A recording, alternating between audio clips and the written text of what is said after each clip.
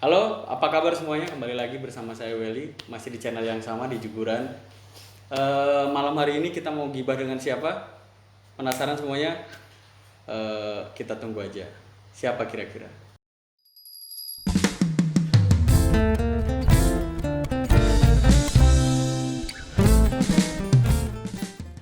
Ya, sehat Mas Danu? Alhamdulillah sehat, kering-kering.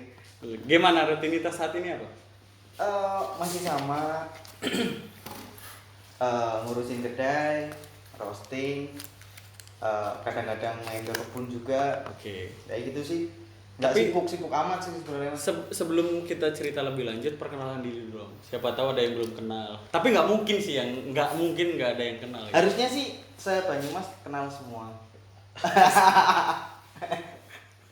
Siapa sih orang kenal Danu sih ya? Iya, nama saya Danu, saya dari Banjarnegara, dari Kopi Sabin Banjarnegara. Kenal Mas Welly dari 2016, itu aja. Oh gitu ya? Iya. Oke siap. Jadi dulu tuh Mas Danu yang punya Bima Lukar, sempat buka Sabin, dan sekarang menjadi sangat besar. Jadi Semene ya. Udah banget Ngasih bro. nyapluk loh Ngasih batire ya. Ngasih nyapluk batire ngasih orang kental Mas Pion nih. kepriwe? Iya. Asu banget. Jadi ini Mas Danu itu bukan cuma sukses di kedai, tapi dia juga sukses mendapatkan partner bisnisnya, yaitu Alhamdulillah. istrinya sendiri saat ini. Ngiras-ngirus sama dengan sing rumat. Itu tagline yang nggak pernah aku lupakan Mas Danu, sapa Iya. di siting rumah. Iya, betul. Jadi ya sedikit sih aku pengen ngobrol-ngobrol soal skena movement yang ada di Banjarnegara sih Mas Danu. Dulu kan sempet tuh, aku sedikit ingat dulu 2016 itu Banjarnegara pas mau buat event pas acara hari apa Hari di Kopi. Banjar, hari kopi, Hari Kopi. hari Hari kopi Kopi. di Banjar waktu itu sempet ada yang menarik. Jadi ada perdebatan antara nyeduh yang benar dan tidak benar. Katanya waktu itu mau dibuat dengan pakai gayung tok sing kayak kapal api nang pinggir jalan kayak lo.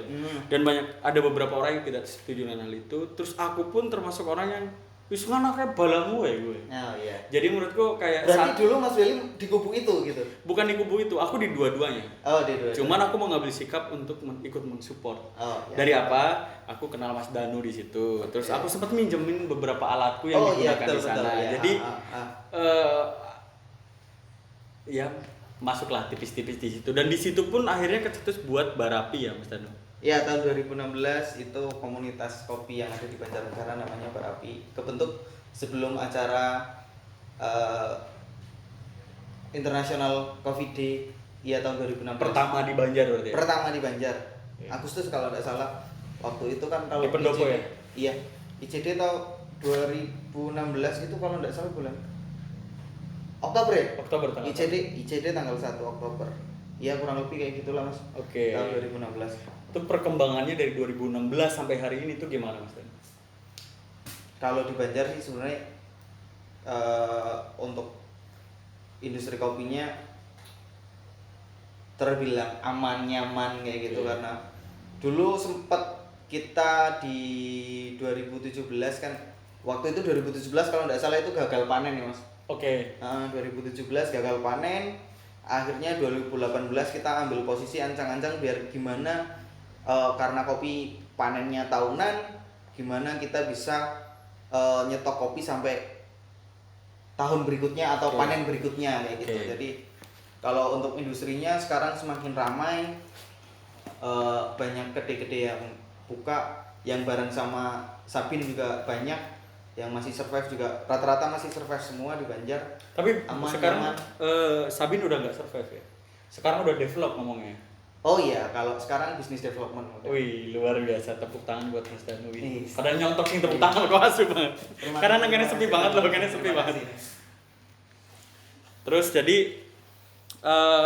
kalau nggak salah 2016 atau 2017 itu kan sebenarnya ada cerita ngomongin klinik kopi datang ke Banjarnegara ngomongin kopi Ratamba. Ratamba atau Bu Murti itu Ratamba kan?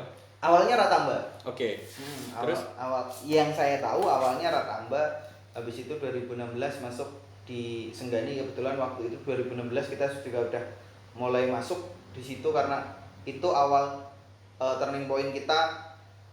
Dulu belum ada Sabin, namanya Bima Lukar. masuk mulai ke kebun ya pertama di situ disenggani gitu. Disenggani itu. Iya, pertama kali kita masuk ke kebun tahu yang namanya kebun satu demplot itu isinya kebun kopi semua, ada namanya Tumpang Sari, Naungan di situ, ya di situ. Oke, disenggani itu. Disenggani itu. Tapi kan dulu sempet rame ya gara-gara aku sih sempat dengar dari ya beberapa orang gitu ya ngomongin Pepeng masuk ke Banjarnegara itu ada plus dan ada minusnya juga. Terus banyak orang yang ngerasa harga yang dikasih Pepeng terlalu tinggi gitu. Akhirnya orang-orang lokal di sana nggak bisa ngambil kopi yang dari situ. Itu sempat ada isu itu, bener nggak sih? Gimana sih kejadiannya? Kalau sebenarnya kalau misalkan ngebangun harga, kalau misalkan kualitasnya semakin bagus, ketika ada edukasi ketika ada edukasi masuk untuk membuat kopi harganya semakin istilahnya bagus, itu enggak apa-apa. Tapi kalau misalkan sudah melakukan edukasi tapi mintanya harganya yang low price kayak gitu, yang saya sendiri kurang setuju karena kurang mengapresiasi lah, kurang mengapresiasi petani gitu. Tapi pertanyaanku, klinik kopi ngerusak atau memperbaiki? Kalau dari perspektifku sendiri sih sebenarnya enggak, Mas. Jadi kayak cukup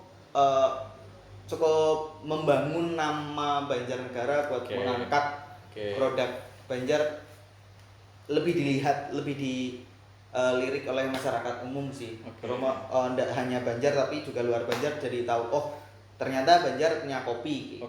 Makanya Barapi. Makanya namanya dulu Barapi. Banjarnegara anak kopi. Banjarnegara anak kopi ya. Anak kopi. Jadi sebenarnya Pepeng cukup membawa pengaruh positif ya bagi teman-teman di Banjar untuk melakukan movement, untuk melakukan ya sampai akhirnya tumbuh sampai sejauh ini begitu ya. Bisa dikatakan gitu nggak? Kalau saya kesimpulannya kayak gitu. Aku sih kesimpulannya kayak gitu. Cuman nggak tahu teman-teman yang lain memiliki perspektif yang lain, itu kan objektif ya. Individu lah gitu. Tapi jadi menarik ya waktu itu ya. Jadi menarik dan juga jadi cambuk sih buat kita pelaku industri kopi yang waktu itu sedang merangkak. Gimana sih sebenarnya kalau misalkan kita juga melakukan hal yang sama dengan prinsip kerjasama yang prinsip kerjasama bagi saya ya saling menguntungkan kayak gitu. Saya membeli harga cherry dengan membeli green bean dengan harga yang layak, juga mendapatkan bahan baku yang baik. Jadi ya dalam artian dampaknya Pepeng ke sana, akhirnya orang-orang lokal atau orang-orang Banjarnegara sendiri yang memang dia bergerak di kopi terpancing untuk bagaimana caranya produk Banjar bisa lebih dikenal oleh orang-orang luar. Berarti bisa jadi ngomong kayak gitu ya. Iya. Buat saya buat kita sih tim Bima Lukar sama Sapin waktu itu memacu kita gimana sih caranya nge-branding juga. Kita belajar juga gimana sih caranya nge-framing kalau misalkan kita mau jualan kopi A seperti apa yang bisa dijual dari daerah itu kayak gitu.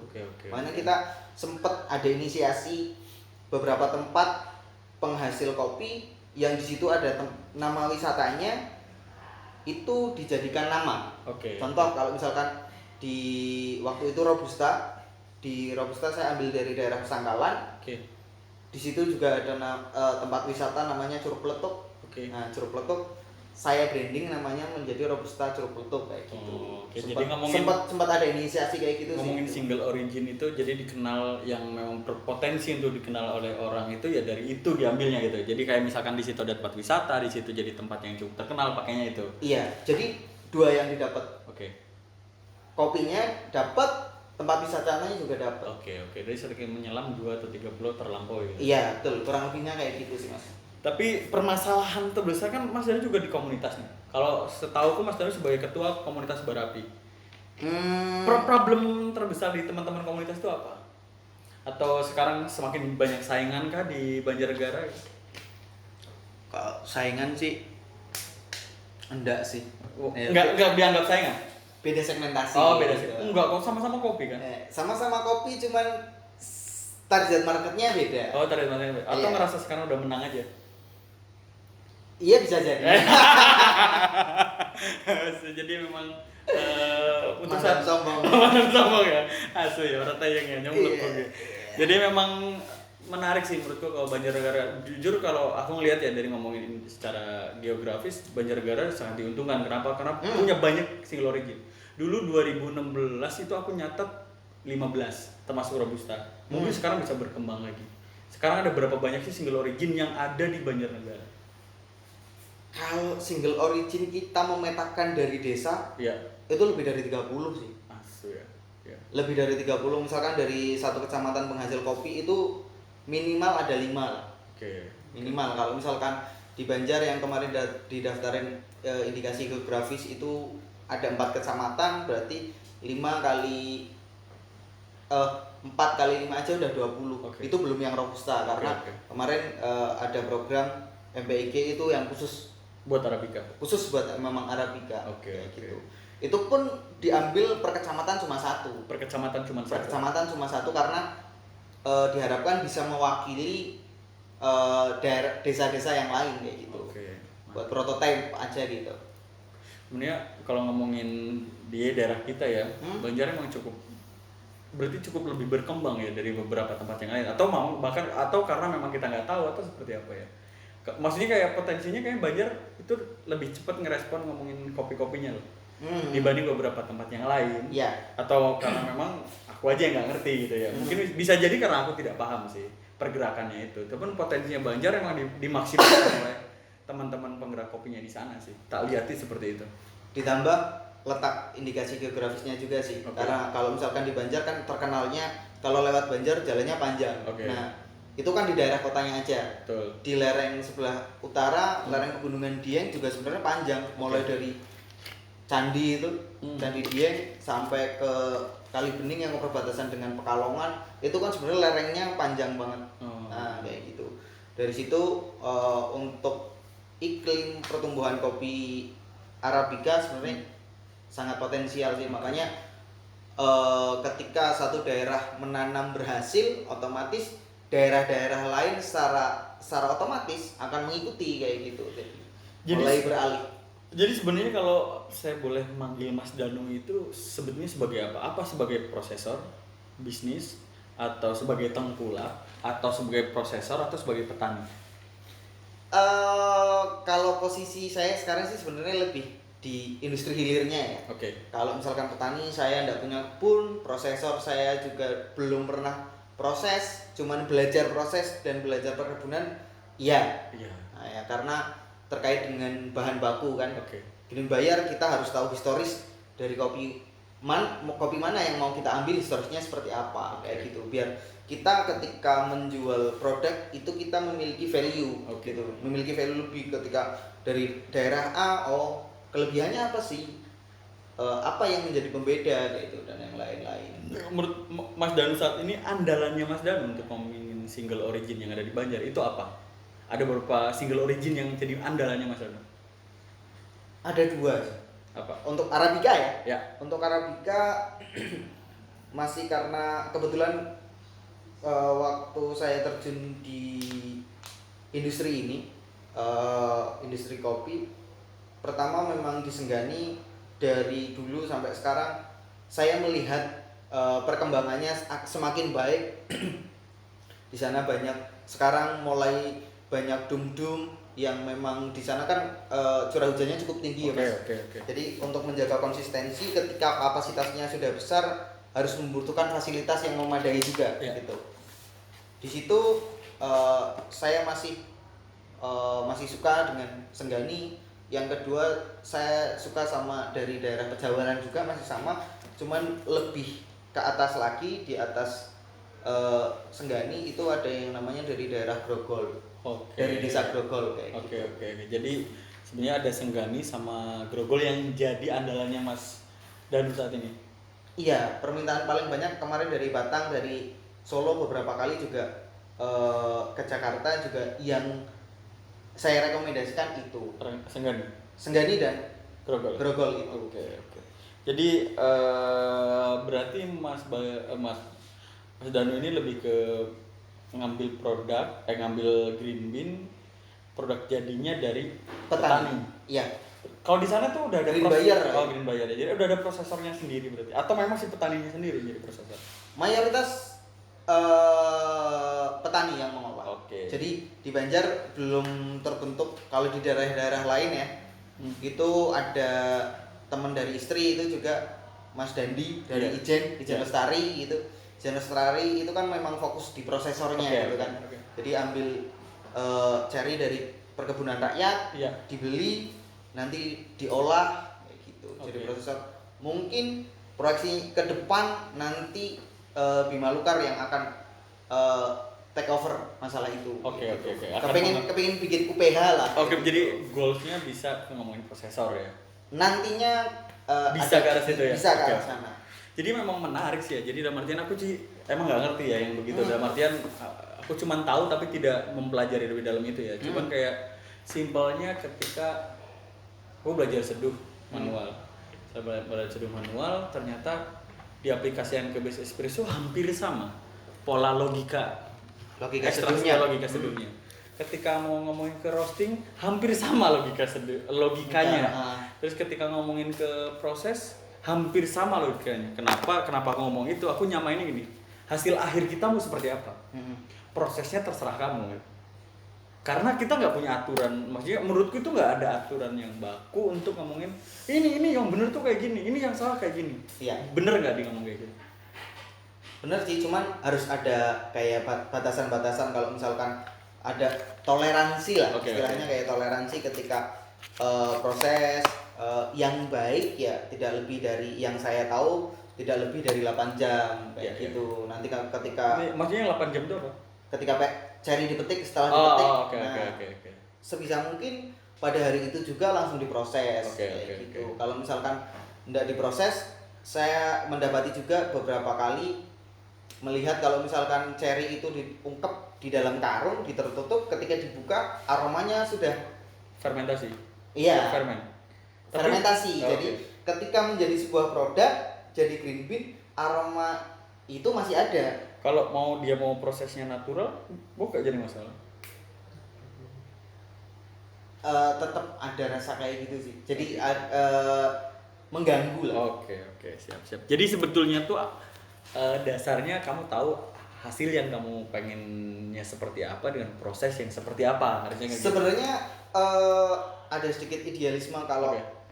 kita berjualan kan juga menggiring kayak kita membuat pasar kan. Oke, Kita betul. membuat pasar, kita dari Sabin sama Bima Lukar itu pengen membentuk pasar yang dengan proses kopi yang baik dan benar kayak Oke, gitu. oke, Kalau oke. misalkan yang agak melenceng sedikit, kita tidak ikuti arus gitu. Oh, nggak ikuti Jadi arus. kita punya prinsip hanya ikan mati yang mengikuti arus air. Waduh, iya. Tapi enggak kok, kadang-kadang ke bawah dia banjir ngelola. Iya, tapi kan nanti melipir mas. Oh iya, tetap Tetap melipir ya. tetap melipir. Asik banget ya. Kalau ngikutin terus mati mas. Mati ya? Iya. Karena dia mati ngikutin terus ya. Iya. Oke. Jadi jangan terlalu ngikutin arus lah. Iya, aku Harus mainstream lah. setuju. Iya. Oke, mantap. Jadi kayak aku juga ada berarti kalau di Banjarnegara ini ya Mas Danu sendiri mengambil posisi sebagai green buyer, Oke. terus kesibukannya sebagai pemilik kopi Sabin yang berada di hilir. Ini Jadi sebenarnya nggak sibuk sih di situ. Oh, nggak sibuk ngapain di situ? Nggak sibuk. Kan semuanya udah dipegang sama teman-teman kayak gitu. Berarti sekarang udah autopilot ya? Nggak autopilot juga, cuman iya kita berusaha membangun bisnis industri ini supaya bisa berkembang semakin. Berarti Mas Danu lebih fokus ke develop bisnisnya si kopi sabun lagi. Kopi itu jadi ini loh. Jadi aku kadang-kadang Mas tuh kok kopi sabun gitu karena aku kan punya kaosnya kopi sabin. Oh iya. Tapi iya. yang baru sekarang nggak dikasih. Dulu sih beli sih. Oh iya, dulu beli. Beli. Kalau sekarang harusnya sih dikasih sih. Iya. Iya baik. Jadi intinya ki asu banget. Jadi Mas Danu sekarang memang lebih fokusnya di bisnis developnya untuk si kopi sabin ya. Iya. Oke, terus Lebih sebagai terkuras di situ sebagai sih founder dan CEO juga berarti ya. Iya apa sih gue mas orang arti? Oh, orang ngerti ya, wis. Lanjut bae asuk banget orang ngerti kayak jane nang Banjar lagi jadi apa? Jadi tempat yang paling ramai jadi Mandar Sombong Sending ya. Paham Orang lah arti, ya. orang arti hal-hal yang seperti itu nggak tahu saya mas. Kok kenapa nggak tahu? Nggak tahu ya. Kita berjalan ya ketika ketika kita membutuhkan tambahan SDM kayak Ya. gitu, ya kita cari yang satu visi misi gitu, Oke, gitu oke, jalan oke, ya oke. let it flow lah. Oke, kayak oke, gitu. Jadi aman-aman lah ya. ndak terlalu yang strategik banget, ndak. Oh, enggak Gitu. strategi Ndak. banget. Aslinya walaupun strategi Cuman banget. ambil posisi kayak gitu, ambil posisi. Iya, iya, iya. Ya enggak apa-apa. Bisa ambil peran di mana, ambil Kok- cerah gitu. Kok keren banget ya menutupi strateginya dengan cara sok-sok enggak, aku enggak mikir ya Iya, gitu iya, kan. aku nggak Ini ambil cuma strategi. beruntung kok kayak gitu. Iya. Langsung. Tapi aslinya mikir banget, Bob. Ya. Ya kurang lebih lah. Iya, iya, iya. Kadang-kadang ya orang yang lurus deh lah. Iya. Karena kayak garap maring di. Iya, siap, Belok siap. kanan, belok kiri. Apa lurus baik? Emang tapi menariknya di situ emang ya Mas Yan. Saya menikmatinya seperti Menikmati itu, ya. Iya. Jadi ketika pernah bekerja di berbagai macam profesi lah ya, Iya. berbagai macam profesi. Ini kayaknya yang paling cocok. Oke. Gitu. Yang paling cocok buat aku pribadi gitu Oke, loh. oke. Buat aku pribadi kayaknya ini tantangannya itu kayak nggak habis-habis, harus kadang-kadang slow, kadang-kadang harus meres kayak gitu, meres otak kayak kemarin waktu pandemi kayak gitu, kita harus parkir dulu, tahan handrem, kita lihat oh masih deres. Oke. Gitu ya, banjirnya masih deres ya, kita tahan handrem dulu, lihat arahnya mau pada kemana, ini mau bertahan berapa lama ya kayak gitu. Dari situ terlatih kayak misalkan membaca situasi, intuisi kayak gitu, mulai diasah lah. Oke, berarti setuju dong bahwa kamu juga berpikir dan kamu berstrategi. Iya, Iya. tapi nggak nemen. Tepat itu nemen Mas, itu nemen loh. Oh iya, Ya, itu nemen. termasuknya nemen berarti. Nemen, kan? Bos. Iya. Nemen, Bos. Karena secara fisik kan sebenarnya udah ndak terlibat langsung di kegiatan di kedai Iya. gitu. Jadi kalau ketika di kedai kalau misalkan ada teman, kalau misalkan pas jadwal roasting, kalau misalkan kangen sama anak-anak pengen ngobrol, paling kayak gitu sih. Jadi banyak waktu senggang yang kepingin gimana sih cara misalkan ini sebenarnya belum maksimal nih, kalau misalkan disapin udah maksimalnya ya cuma segitu gitu. Oke, oke. Kita pengen mengembangkan unit usaha yang lain yang sampai sekarang belum ketemu, mungkin nanti bisa kolaborasi sama Mas Welly gitu ya. Ya, bisa lah. Konsultan lah ya. Bukan saya. Bukan. Bukan. Konsultasi ya. Karavannya yang konsultan. Oh iya. Tapi sekarang geser ke nggak tahu kemana. Ya kamu jangan ngeledek aku mentang Oh, mentang iya, dia iya. sukses nyong kayak gitu terus diledeki kayak gitu. Kan mumpung Mas. Mumpung ya, mumpung tayang ya. Unggul dingin banting. Banding ini gak asu banget emang. Ya surah apa sih penting kok seneng lah. Iya. Terus jadi permasalahannya sendiri kan Mas Dani sebagai green buyer ya. Di hulu sendiri di kondisi saat ini kan pasti kan Mas Danu berhubungan dengan orang-orang yang dari di hulu. Iya. Ketika di Senggani atau di Grogol yang tadi itu. Itu permasalahan utama di kondisi pandemi ini itu apa? Aku ngelihat potensinya gini. Ada beberapa hampir daerah kayak di Semarang atau di yang aku tahu, yang aku denger doang ya, aku nggak tahu secara real atau detail, aku nggak tahu. Cuman kayak mereka itu lagi bertempur dengan harga-harga murah atau harga-harga green roast bean, blend dan kawan-kawan itu lagi drop di bawah. Itu jadi masalah nggak sih buat secara kualitas? Aku sih kayaknya sih ada kemungkinan Turun grade. turun. Ah. Apakah itu dirasain juga di teman-teman di Banjar atau tidak, dan responnya Mas Danu ngelihat hal itu tuh gimana? Jadi kayak memang kalau melihat kondisi di lapangan ya sebenarnya ada dua tipe buyer sih yang saya tahu, ada dua tipe buyer. Yang pertama memang dia mengedepankan kualitas, yang kedua memang dia mengedepankan kuantitas. Oke. Jadi kuantitasnya banyak, ambil harga bawah kayak gitu, yang penting cuan kayak Oke. gitu. Jadi ada yang ambil harga atas terus pengennya kualitas kayak gitu.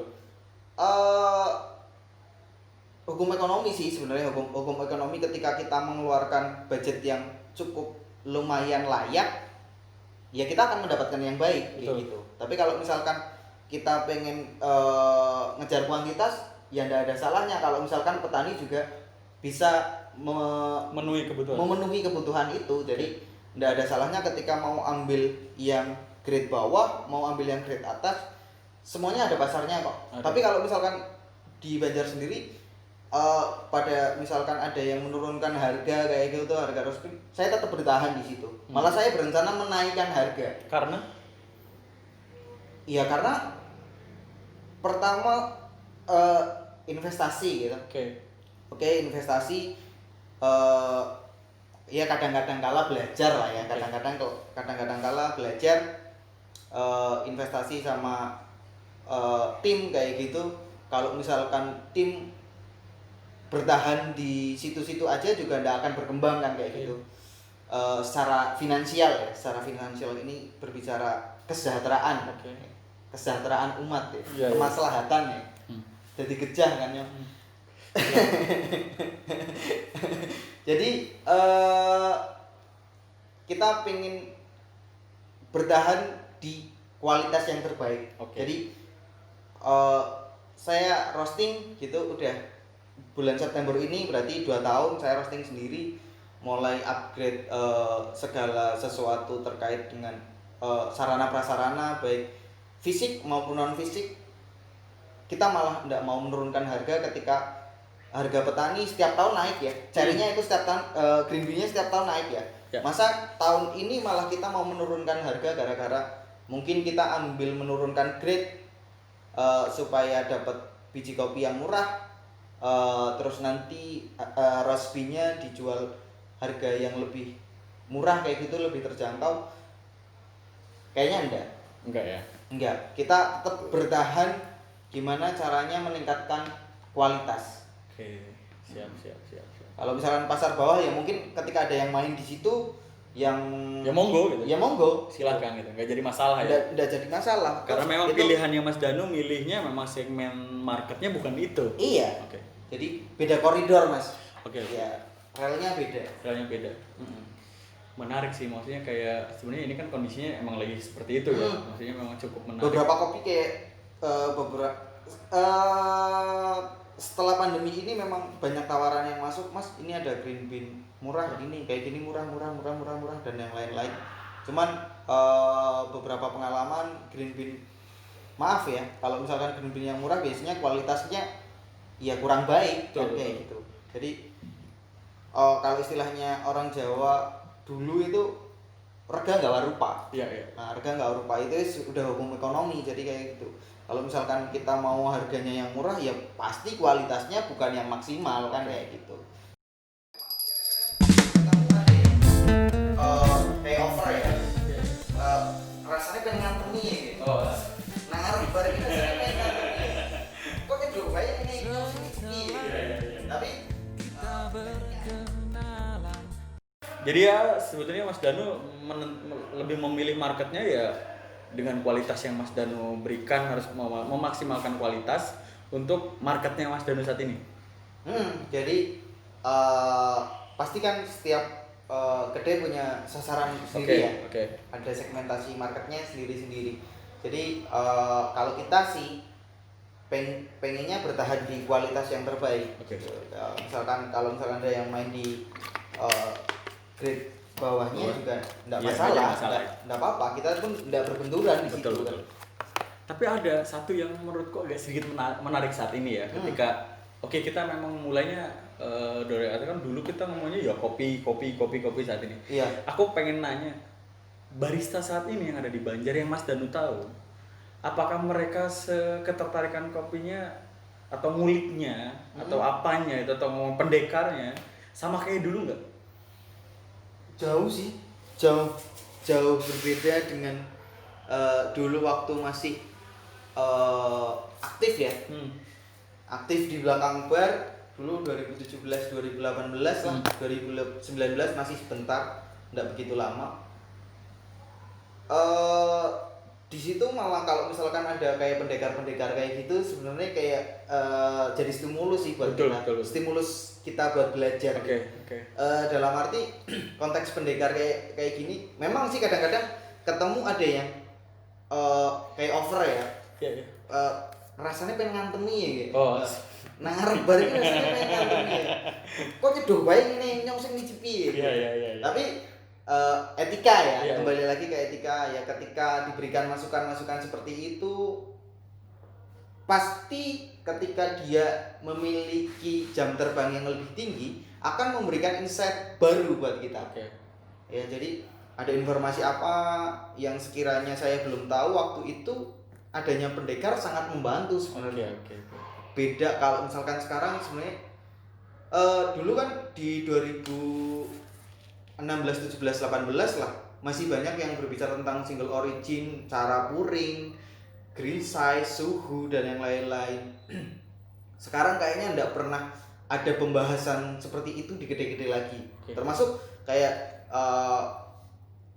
barista-barista yang baru gitu, atau brewer-brewer yang baru, junior-junior yang baru yang sekarang ketertarikan buat belajar dengan apa yang digeluti sekarang itu agak kurang. Ya. Jadi ya ini benar-benar menjadi sebuah PR sih sebenarnya. Jadi ya dengan ramainya kopi susu yang sekarang base espresso untuk ke single origin, ke knowledge tentang kopi sendiri itu memang kurang. Oke. Agak menurun gitu. Menurun banget malah sih sebenarnya. Jadi apa ya? Emang aku juga ngerasain itu ya, dalam artian kayak sekarang ini kayak customer pun akhirnya tidak menuntut lebih sebenarnya kan. Iya. Akhirnya orang yang ada di belakang bar pun akhirnya ngerespon kopi ya sebagai media untuk dijual doang, hanya transaksional ketika ada di bar. Iya. Mereka nggak punya tantangan untuk aku harus belajar ini, aku harus belajar itu. Nggak ada challenge. Nggak ada challenge ya. Karena nggak ada pendekar. Oke. Jadi ketika ada pendekar, wah ribet temen sih wong kae. Tapi, Iya nggak? Iya.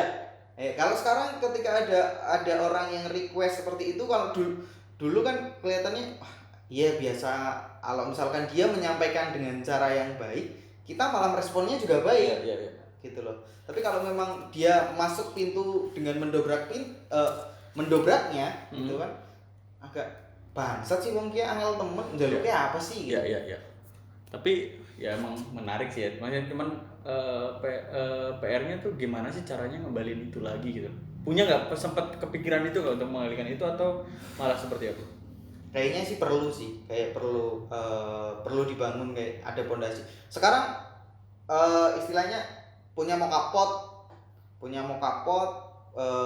beli green bean, nanti nitip jasa roasting, habis itu punya grinder, bikin espresso pakai mocha pot, dicampur SKM sama susu, itu udah bisa langsung jualan. Oke. Jualan kopi susu gitu loh. Oke. Cuman ndak ada value lebih tentang bagaimana kopi ini dibuat. Iya. Jadi kalau misalkan bar kan juga bisa apa sih, atraksi kayak gitu. Iya. Di dalam bar gitu kan bisa menyampaikan sesuatu hal yang tidak hanya sebatas transaksi jual beli aja. Iya. Dan saya rasa saat ini sudah hilang. Oke. Dulu tuh kayak kita itu kayak seneng ketika ketemu orang, terus kita nunjukin bahwa kita nyeduh dengan cara itu, terus kita bercerita ngomongin green bean ini dari mana, terus pasca panennya seperti apa gitu kan. Ya emang di sini saat ini cuma transaksi gitu. Dan aku punya kekhawatiran kayak ketika memang si baris, ya aku akhirnya bingung, aku memilih ya. Ini kita lagi ini aja. Aku memilih antara ketika kita pengen mengedukasi konsumen atau customer, tapi posisinya si baristanya juga tidak punya keinginan untuk seperti itu. Akhirnya dulu tuh terjadi kebangunnya itu gara-gara orang yang jualan kopi itu dia pengen menceritakan lebih soal pengetahuannya dia atau yang dia tahu soal kopi. Iya. Saat ini karena memang si baristanya tidak mau memberikan informasi itu, atau dia tidak punya sesuatu hal yang pengen dikasih, akhirnya dia pasif, cuman sebagai lu datang beli kopi ya gue buatin. Adanya merangsang customer untuk menuntut lebih karena memang dia seringnya diceritakan dan terbiasa hal itu. Iya. Lah kalau saat ini kan memang cuma transaksi akhirnya. Berarti aku sempat berpikir yang akan aku ambil itu bagaimana caranya membuat si barista ini mendapatkan atau dapat knowledge baru ngomongin di kopi. Ya. Karena minimnya bukan edukasi ya, minimnya diskusi kita ngomongin kopi, akhirnya keterbatasan si barista ini untuk dia explore kopi lebih jauh. Setuju nggak dengan hal itu? Setuju. Terus Mas Danu saat ini ketika ngomong setuju saat itu, apakah saat ini sedang ngelola itu ke teman-teman barista yang ada di Sabin atau memang ini masih wacananya Mas Danu? Sedikit demi sedikit sih pasti ketika mau masuk ke bar terutama Sabin, iya pasti harus punya basic dulu. Oke. Basic knowledge di mana di Sabin ini nggak ada SOP sebenarnya. Oke. Untuk manual brew sebenarnya nggak ada SOP. Boleh tanya sama teman-teman di Sabin. Jadi kita pakainya prinsip dasar. Oke. Buat seduh ketika mendapati kopi yang seperti contoh kopi misalkan dengan level roast A gitu, treatmentnya harus seperti ini Oke. level roasting B, treatmentnya seperti ini. Ini saya dapatkan ketika saya masih aktif di belakang bar. Jadi kalau misalkan dijadikan itu menjadi SOP dengan kondisi bar yang tidak memumpuni, dalam arti di Sabin menunya cukup lumayan banyak. Jadi kalau misalkan harus pakem menggunakan suhu sekian, green size sekian, jadi mindset teman-teman yang ada di bar itu kayak sengaja dimatikan. Oke.